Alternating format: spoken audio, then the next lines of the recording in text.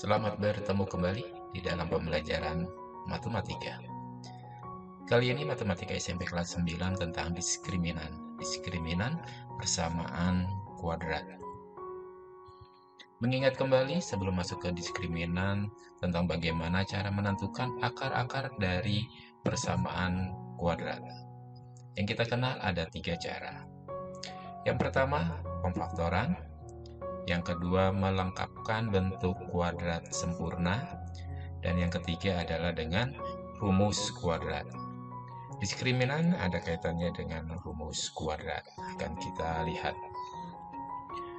Rumus kuadrat sendiri dirumuskan sebagai jika ada bentuk umum terlebih dahulu tentunya. Bentuk umumnya adalah ax kuadrat ditambah bx ditambah c sama dengan 0. Maka bentuk rumusnya adalah x sama dengan minus b plus minus akar dari b kuadrat dikurang 4ac per 2a. Sekarang lihat yang ada di dalam kurung, yaitu b kuadrat dikurang 4ac.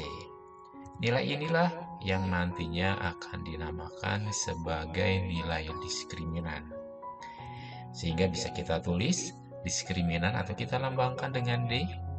Jadi d sama dengan b kuadrat dikurang 4ac.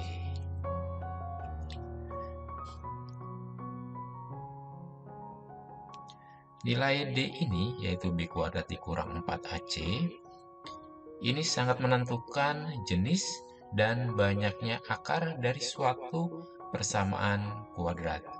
Berdasarkan nilai diskriminan, jenis-jenis persamaan kuadrat nanti bisa kita bedakan menjadi 3. Kita bedakan menjadi 3. Yang pertama, kemungkinannya adalah jika nilai D-nya lebih dari 0. Kemungkinan yang kedua, D-nya dapat bernilai sama dengan 0. Dan kemungkinan yang ketiga, D-nya bisa saja bernilai kurang dari 0. Kita lihat yang pertama.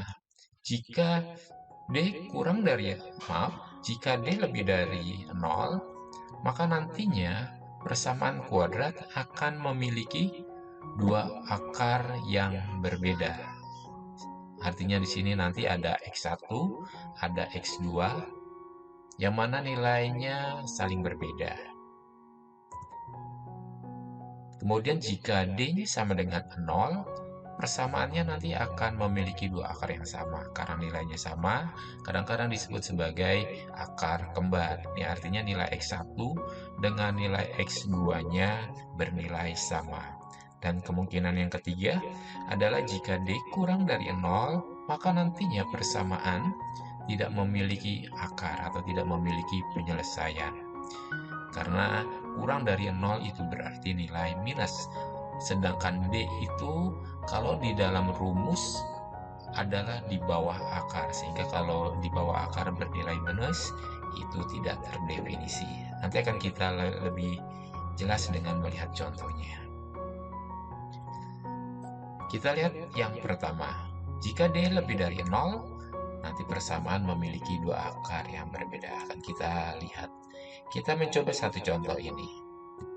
Tentukan nilai diskriminan dan jenis akar pada persamaan x kuadrat dikurang 7x ditambah 12 sama dengan 0. Akan kita selesaikan. Ini sudah bentuk umum, sehingga bisa kita tentukan nilai A, B, C-nya supaya bisa kita terapkan di rumus diskriminannya. Dari soal didapat nilai A-nya adalah 1, B-nya minus 6, C-nya 12. Ini sudah lewat, maka harusnya sudah bisa kita tentukan dengan mudah. D sendiri punya rumus B kuadrat dikurang 4AC. Nilai ABC-nya tadi sudah kita tuliskan, maka kita masukkan saja nilai itu. B-nya adalah minus 7, B kuadrat, maka minus 7 dipangkatkan 2 atau dikuadrat, dikurang 4, A-nya diganti dengan 1, C-nya diganti dengan 12. Kita hitung, minus 7 dipangkat 2 hasilnya 49. 4 dikali 1 dikali 12, ini menghasilkan 48. Sehingga kita sederhanakan 49 dikurang 48 bernilai 1. 1 itu adalah positif atau lebih dari 0. Dan kita lihat bahwa jika D lebih dari 0, persamaan memiliki dua akar yang berbeda.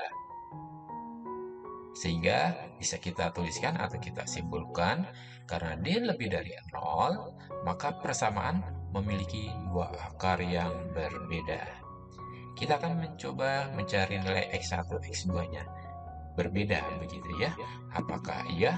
Kita lihat saja, akan kita hitung. Kita akan mencek nilai akar penyelesaiannya dengan rumus. Rumusnya yang di bawah akar bisa kita tuliskan sebagai D, karena tadi D adalah B kuadrat dikurang 4AC. Kita manfaatkan aja hitungan yang tadi. Minus BB-nya adalah minus 7, kemudian D-nya tadi kita hitung bernilai 1, maka tinggal kita masukkan saja. A-nya adalah 1, tinggal kita hitung. Minus 7 menghasilkan 7, plus minus akar 1 adalah 1. 2 dikali 1 adalah 2, maka ini bisa kita sederhanakan untuk menentukan nilai X1 dengan nilai X2-nya. X1 kita ambil yang positif, sehingga 7 ditambah 1 dibagi 2 hasilnya adalah 4. Atau yang X2-nya nanti akan kita dapatkan, kita pakai yang minus sekarang. 7 dikurang 1 dibagi 2, 6 dibagi 2, hasilnya adalah 3. Nah, di sini lihat nilai X1 dengan nilai X2-nya bernilai beda. Jadi seperti tadi, bahwa persamaan ini memiliki dua akar yang berbeda. Itu contoh untuk D lebih dari 0. Kita akan mencoba untuk yang berikutnya. Yang kedua adalah jika D-nya sama dengan 0. Kita akan lihat satu contoh. Contoh di sini sekarang kita diminta untuk menentukan nilai diskriminan dan jenis akarnya. Ini sudah bentuk umum, maka kita bisa tentukan nilai ABC-nya. A-nya adalah 9, B-nya 12, dan C-nya adalah 4. Kemudian kita masukkan ke rumus D sama dengan D kuadrat dikurang 4AC. B-nya tadi 12, A-nya 9, C-nya 4. Kita gantikan aja kemasukan ke dalam rumus itu. Tinggal kita hitung, 12 dikuadrat adalah 144, 144. Kemudian 4 dikali 9 dikali 4 juga 144 bernilai sama. Sehingga kalau kita kurang nantinya akan bernilai 0. Nilai D sama dengan 0. Sehingga bisa kita simpulkan, maka persamaan ini memiliki akar yang sama atau akar kembar. Kita akan cek nilai-nilainya. Apakah X1 dengan nilai X2-nya sama? Akan kita coba. Kita masukkan ke rumusnya. Minus B minus 12 ditambah akar D. Akar D-nya tadi bernilai 0. Tinggal kita masukkan saja D-nya sama dengan 0, A-nya 9. Kemudian kita sederhanakan. Akar 0 itu adalah 0. Kemudian kita ganti X1-nya, kita akan cari nilai X1-nya dengan memakai yang positif. Plus, minus 12 ditambah 0 dibagi 18. Disederhanakan minus 2/3. Sekarang kita lihat X2-nya. X yang 2-nya minus 0. Minus 12 dikurang 0. Hasilnya sama seperti yang di atas ya. Per 18 jangan lupa. Sama dengan disederhanakan menjadi minus 2/3. Lihat bahwa nilai X1 dan nilai X2-nya bernilai sama. Akar kembar. Oke, demikian untuk D sama dengan 0. Kita lihat yang ketiga berikutnya. Yang ketiga adalah D kurang dari 0. Kita lihat satu contoh soal ini. Hati-hati dalam melihat soal, sehingga nilai ABC-nya tidaklah terbalik untuk memasukkan ke rumusnya tadi. Ubah dulu untuk lebih teliti ke dalam bentuk umum. 5x kuadrat ditambah 14x ditambah 11 sama dengan 0. Sehingga nilai A-nya 5, B-nya 14, dan C-nya 11. Kita masukkan ke rumus D-nya, kemudian kita hitung nanti. 14 dipangkat 2 dikurang 4 dikali 5 dikali 11.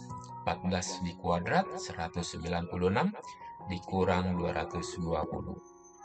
Maka akan menghasilkan minus 24. Minus 24 itu artinya kurang dari 0, berarti D kurang dari 0.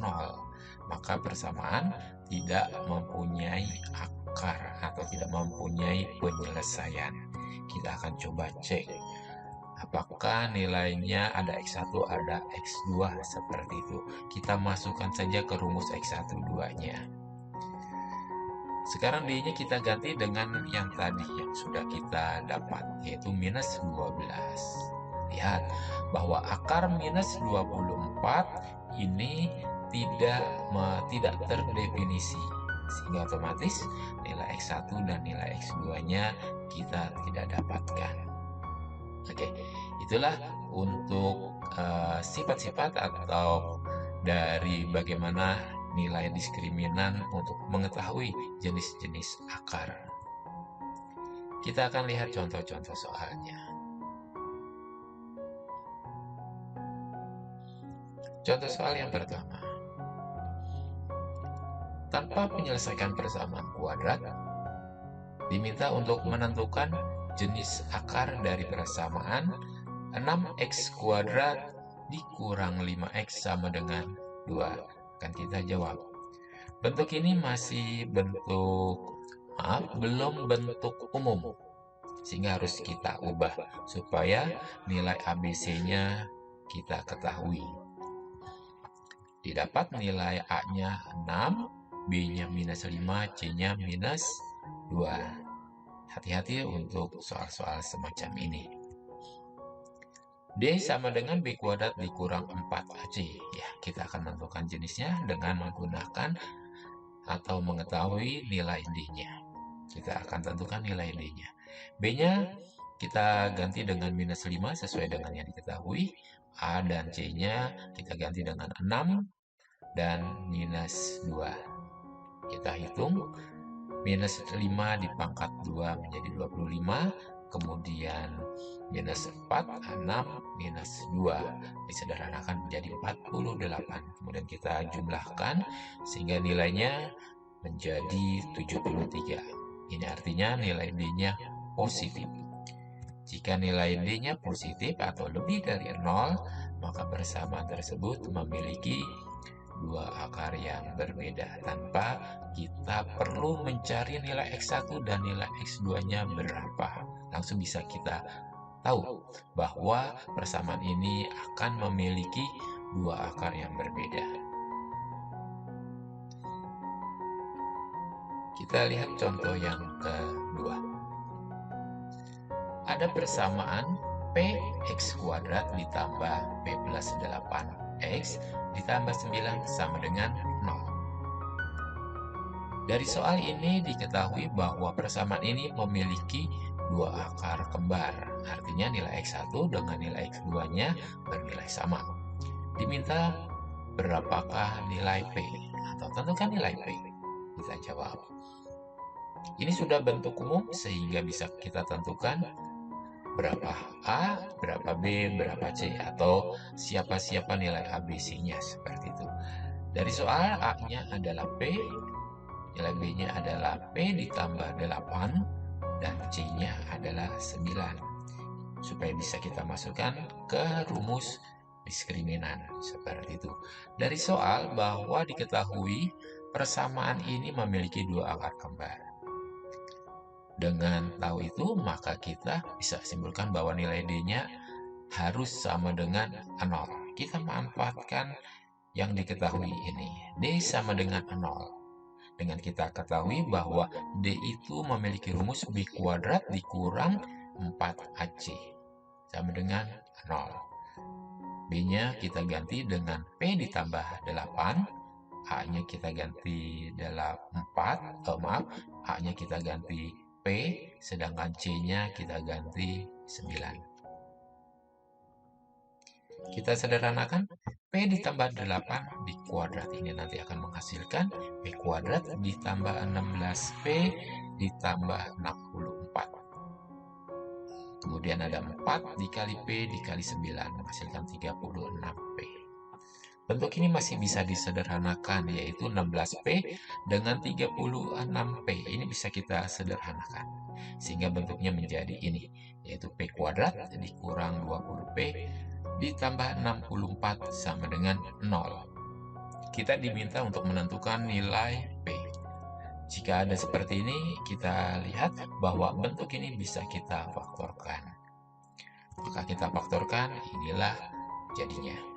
P dikurang 16 dikali dengan P dikurang 4. Sehingga bisa kita tentukan nilai P yang pertama adalah 16, atau nanti P yang kedua adalah dengan melihat dari P dikurang 4 sama dengan 0, maka P-nya adalah 4. Sehingga dari soal ini dengan penyelesaian yang sudah kita lihat, kita bisa menyimpulkan bahwa nilai P agar persamaan ini memiliki dua akar kembar, itu nilainya adalah P sama dengan 16 atau P sama dengan 4.